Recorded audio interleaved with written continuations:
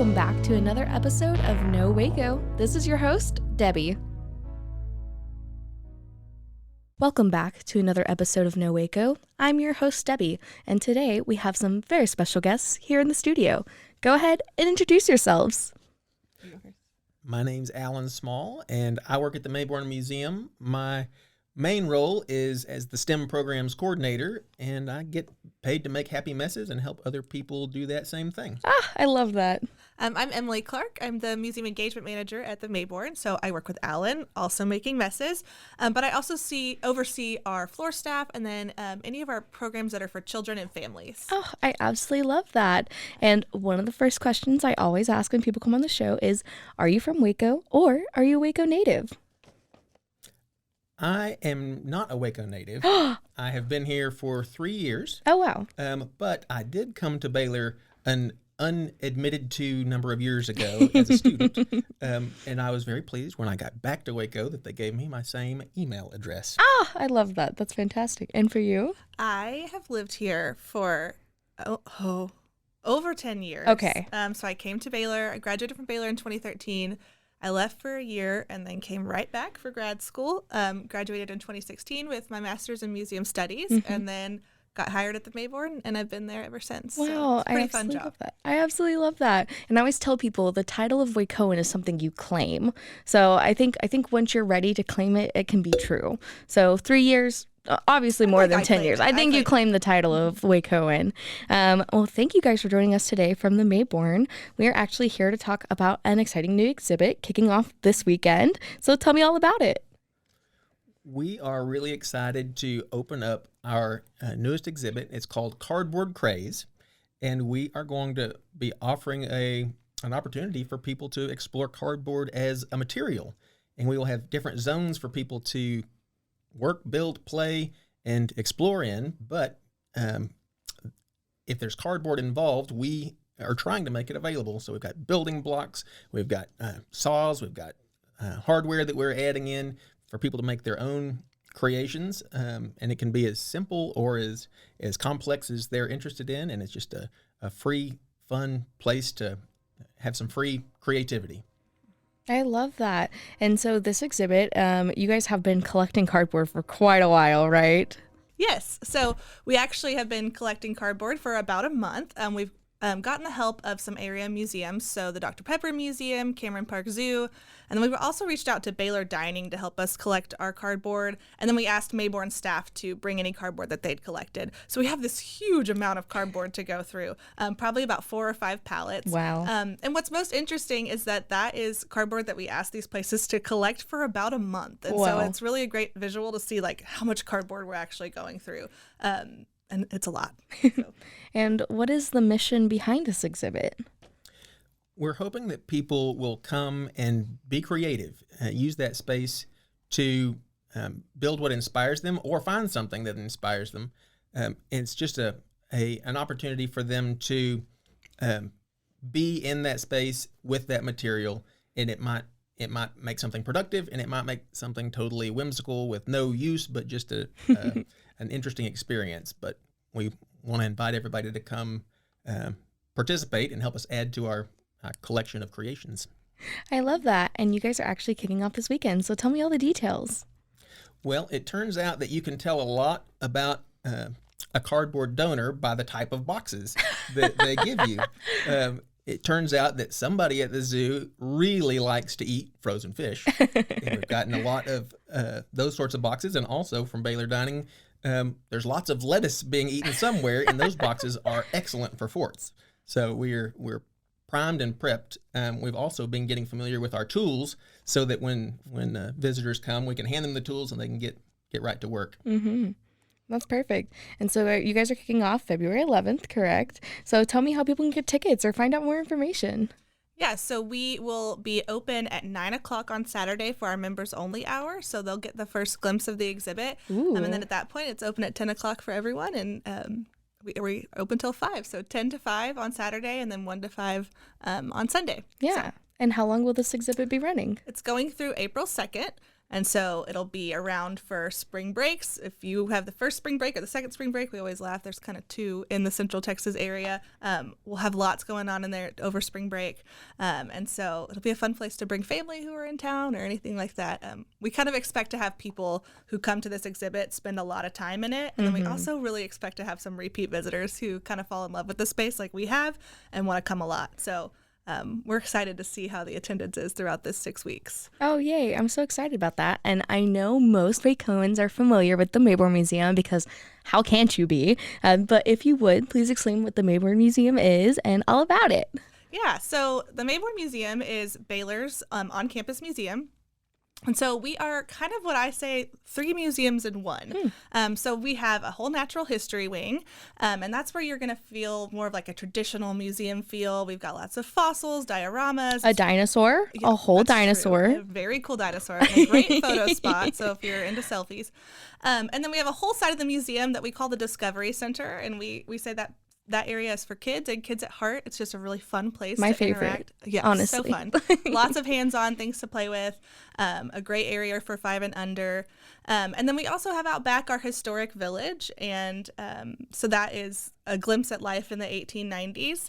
And then Cardboard Craze is in what we call our traveling exhibit gallery space. And so if you live in Waco, you've probably seen a lot of different things come through that space. We're excited because this is the first one we've done in a while that we've designed it ourselves, I love and planned that. for it ourselves, and had so much help from the whole museum pulling it off. And so, yeah, we're so excited. We've just been giddy all week getting ready. So we just can't wait. Well, I love that. Well, thank you for sharing that information. We're going to just take a break real fast and we'll be right back. And now for a word from our sponsors.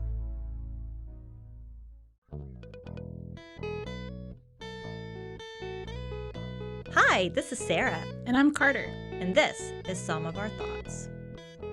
We're 2 Southern sommeliers, and we want to share everything we love and know about wine. We started hanging out during quarantine and cooking and drinking and listening to music, and we just thought this would be a great way to bring everything we know to you guys. We will make wine knowledge and food pairings easy and approachable. So put on your favorite vinyl, grab your favorite glass of wine, tune into our show, and let's have some fun. Wine and vinyl. So check us out on roguemedianetwork.com or wherever you get your favorite podcast. We'll be talking about a lot.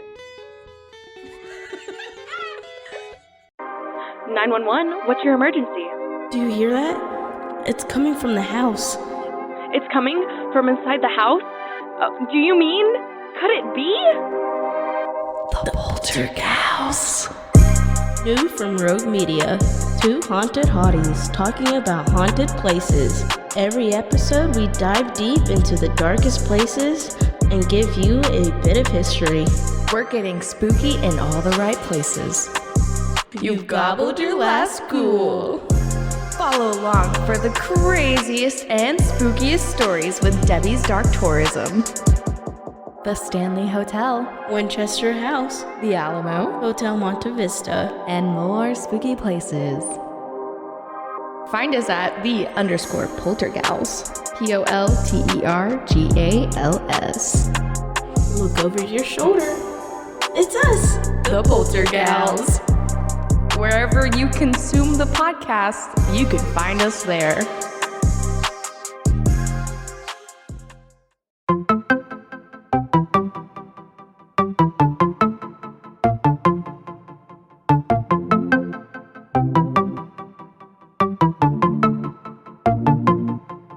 Welcome to One Star Rewind, a new podcast about those dreaded 1-star reviews that every business owner hates to receive, but yet every customer loves to read. During this podcast, we will peel back that 1-star review to better understand how it happened, when it happened, and what the business owner is doing after receiving that 1-star review. This podcast will be about love, hate, and laughter. On One Star Rewind, we will meet with real business owners who will tell their stories and how they do rely on reviews for their business. Follow us on Facebook, Instagram, or download us at roguemedianetwork.com. Please subscribe, but only rate and review for not a 1-star review. Join us each time for a new review and a new story.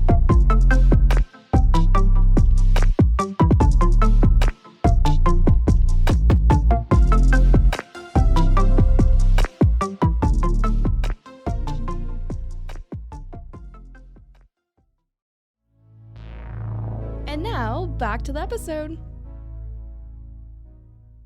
All right, and we're back. So just before we were talking about some of the amazing things the Mayborn does, and now we have some tools pulled out and ready. Tell me more.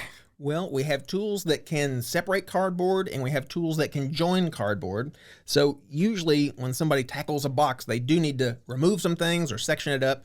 And we have these great little saws that have come in. They've got a safe blade that really won't bother a human hand, but cardboard stands no chance. And so you can slice it into rectangles or you can carve the shapes that you want. And then you end up with the pieces that you can use to build your creation. And then if you want to combine those in a certain way, you can attach them 2 different ways. One of the ways is with these cool little clips. There's actually 6 or 7 different shapes, but they help join cardboard either parallel, or you can make corners on a fort, or you can, shape things as a costume, but they clip pieces together, and that's really easy to use. And then the other attachment that we've got is these really cool little screws, and they're plastic, but they're wide, and the threads help really easily bind 2 pieces of cardboard together. So all you do is take a sharp end, well, I say sharp as a pencil, sharp end on this tool, and you poke it in the cardboard, and then you use this second little driver that just fits perfectly into all size hands, and you just screw the 2 pieces of cardboard together. And we've got hundreds and hundreds of these screws and clips just ready to go. And make the cool things that we want to. Wow, I'm so excited about that. And the Mayborn is an educational museum, so it's really great. You guys have a variety of programs as well, so this is really awesome getting to teach kids about building and STEM in that way as well, correct? Mm-hmm. Yeah, so I was actually going to say that we're also a teaching museum for Baylor students. And so we have a whole team of Baylor undergrads who help as our floor staff. And we actually have some grad students and interns right now who have been really hands-on in helping create this exhibit. And a lot of what we're paying attention to is how people learn when we make and tinker. So we have a space at the museum called Design Den. It's been open since 2016. I started out as a design den coordinator at the Mayborn, and then Alan is now the STEM programs coordinator, but Design Den is his playground. So we both really love that space. We love to watch people meet one another and have this like social learning as they're all making things together. And there's also just so much that we learn when we're making stuff. We learn problem solving. We learn how to communicate and talk to people about what we're making. We learn how to not do things. We learn how to make mistakes and for failure to be okay. So we're paying attention to all of those things in this space and helping our students to learn more about how people learn in a really like dynamic space like this. So we really nerd out over that stuff too. It's so fun to watch people accomplish things and then try to make cool stuff. And you know how proud you are when you make your own thing. It's true. I'm a DIYer myself. I you understand. Totally get it then. It's so fun to have that moment when that thing that you wanted to make finally works. There's just nothing like it. That's true. I think one of the benefits of this exhibit too is helping people develop a relationship with a material. And it's really important for folks to do that. It's possible for cardboard to just come to our hands and then leave our hands and not think about it. But it is a resource, and it's a positive or a negative, and it does take up space in landfills, but it is really useful and recyclable. If people become familiar with that as a material, they understand it better and can start to consider the impact in the environment and in the world. And so I'm excited to play with the stuff, but I'm also interested in helping people think a little deeper about how this material exists in the world and what their impact is with it. Yeah, I love that. And you guys are actually working with the community as well for the recycling center. Did you want to talk about that?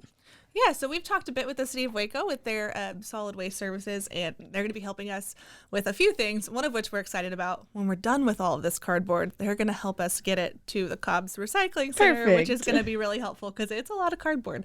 But we're also going to have some chances that they're going to pop up at the museum. And actually, on Monday, March 13th at 10:30, we will have a special mini Monday story time with Ashley Millard Crownover from the city of Waco, and she will come and talk about the state of trash in Waco and talk to us about Waco landfills and about recycling, about glass recycling in Waco, which is something that we've gotten our new big purple bins that people have seen. So there's some exciting stuff happening with recycling in Waco. And like Alan said, we want people to start thinking about the materials that they have at their house, how they use them, how you can give a material a second life. Last night we actually did a training with our floor staff, and one of the activities was to come up with ways to get people excited about building. And one of the prompts they had was can you recreate what you made here at home? And I loved that, to encourage kiddos to think about those Amazon boxes or whatever shipments they get at their house and how they can create things at home, to at least give that cardboard one more set of life, Oh, I absolutely love that. And you actually brought some numbers in for us today, too. Do you want to go ahead and talk about that? Yeah. So as we were researching the science of trash for this exhibit, we found that Americans actually throw out 4.9 pounds of trash per person every day. And so that's about 1,800 pounds of trash per American every year. Oh, which my is gosh. A lot. And then in 2018, Americans had a recycling rate of about 23.5%, which meant that of the 292.4 million tons, that we generated, about 69 million of those 69 million tons were recycled. So to me, those numbers are just so They're huge. big numbers They don't for me. mean much to me, but it does tell me that we could do better. Yeah. And I was a liberal arts major, so it doesn't help. You're like, math? But it does. We've kind of got a whole graph talking about that in the exhibit. And it's just a reminder that we should be conscious of what we're consuming and what we have in our house and how we can dispose of it responsibly. Yeah. And again, the STEM aspect of it as well. Do you want to speak any more onto that? I think that there is a unique opportunity for both formal educators, teachers, to come and help their classes interact in the exhibit. And there's also places for families to come and be as creative as they'd like to be. It's a great place to have a cool product that generates a cool mess that does not have to be in your living room at home. And I would also remind everybody that cardboard and cardboard recycling is a great connection to Waco community life, especially with the announcement yesterday that there's a new recycling plant coming to town. Yay. I was really excited to hear about the investment being made there, helping recycle old cardboard into new cardboard, and that's actually going to be employing people in our community, and that will be a huge impact and benefit here, all centered around this material. Yeah. What is something you're looking forward to most about this exhibit? I want to build headgear. I want hats. Hats? I can see you're a hat guy. I like hats. Somebody might want to make their crown. They might want to be a knight in shining armor. Maybe they need just the perfect fancy flair for their head. But I want everybody to come and make hats and show me what you got. There's a couple hats already made that are pretty impressive. So our STEM crew is what we've been calling them, but it's our team of grad students and interns who are all have really had a hand in helping create this exhibit. They've been making with cardboard for about a month now, getting ready for this. And so we've got a cardboard baseball hat that I think is really cool. There's a few crowns that are starting to materialize. So I am interested to see where the hats go. I'm also excited.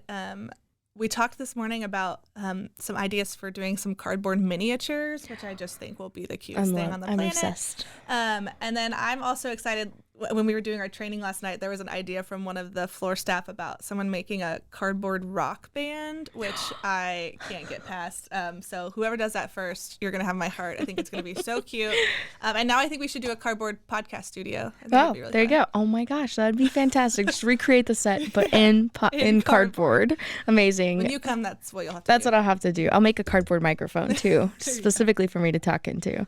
Well, it sounds like this really is going to have a community impact as well as an individual impact. What would you say is one of the main goals in the community for this event? I would say, we've we've done this exhibit. Well, it wasn't an exhibit last time, but we've done this kind of thing one time before. And it was just a program. We planned to do it for one day. And we called it Cardboard Craze. And it was for a special big science day that we had. And people kept coming into that, what we call our traveling exhibit gallery, the big room everyone knows right at the front. And they kept saying, how long is this here for? And they kept just being like, when can we come back? Like, when can we bring people? And I even remember, like, one family was like, well, we're going to go tell our friends to come now. Like, if this is only one day, they've got to come up here. So that was so exciting to us. And at the time, we had so much leftover cardboard that we did kind of open it sporadically just a few more times. But we knew ever since then that, like, the community really loved this. And for a lot of people in the Waco community, the Mayborn is kind of like a second home, especially if you have younger kids. But if your kids are a little older, sometimes they've been there so much that it's not quite as exciting. Although we would argue that it's always exciting. I don't agree with that. We love it there. But this is just something so fun and new that we've got that I think we'll just have like a lot of stay time. People are going to come and want to spend like a lot of time in there making all sorts of things. And you could honestly come, I think, every day of Cardboard Craze and have so much fun every single day and make something new. So, well, my birthday is coming up, so maybe I should have my birthday party at the Mayborn Museum. That would be such a fun grown-up birthday party. I second the motion. Yeah, you for sure should. I don't know if you have anything else to say about community impact. Yeah. I just really want folks to understand the invitation to come and participate. Museums sometimes can be quiet or they can be calm, and it's almost difficult sometimes to for folks to decide if they are going to actively do a thing in that space. And this is an active, open invitation to come make the exhibit that you want to make and participate the way you want to participate. And I want everybody to feel welcome, you know, from pre-readers to experienced readers, from you know, handy tool folks to people who don't do tools. There's an entry point for everyone, and everybody's warmly and enthusiastically invited. Oh, I absolutely love that. Well, thank you guys so much for coming on the show. I always give an option for shout outs. So if there's anybody you would like to shout out that has helped you get this started, get it going, or anything else you'd like to shout out, now's your time. I'll start with a shout out to just the rest of our team at the museum who has been excited to help us. Shout with out, guys. This and like follow our kind of wacky dreams of so wacky much cardboard dreams. Yes, and so that's been so much work from our facilities and exhibits team and our collections team. So just so thankful to everyone for like letting us follow this dream. So I'd give that shout out first. I don't know what else you've got. I would extend that same thanks to the museum staff, but I would focus on a staff member. My wife, she also works there. Jessie has held down the fort at home while I dive deep into cardboard, and she's really supported every angle and every long evening that I've gotten to play with cardboard. But I just give a shout out to her. Oh, I shout out to the that. Small kids, Alan's kids. His last name is Small. I think you said it already, but they're actually not small. One of them's very tall. But they also just love to come up and help us test out activities, and so shout out to them too. Wow. Well, thank you guys so much for coming on today. Is there anything else you want to share with our listeners today? Can't wait to see you when you come. Yeah, perfect. We're going to have so much fun. I can't wait to see what you make. Yeah. All right. And then last but not least, don't forget to plug yourself. Give us all your social media, your website, and all the information. We can find you, where we can find you, how we can get tickets, all of the above. Yeah, so you can actually find us at Mayborn Museum on all platforms, and then at www.baylor.edu/Mayborn. You can buy tickets online, or you can buy them in person, and we are on campus just right in the heart of Waco, right by downtown. I love that. Well, thank you again for your time. I really appreciate it, and I'm definitely going to have to go build something with cardboard now. We love it. Love to hear it. Thanks for having us. Thank you.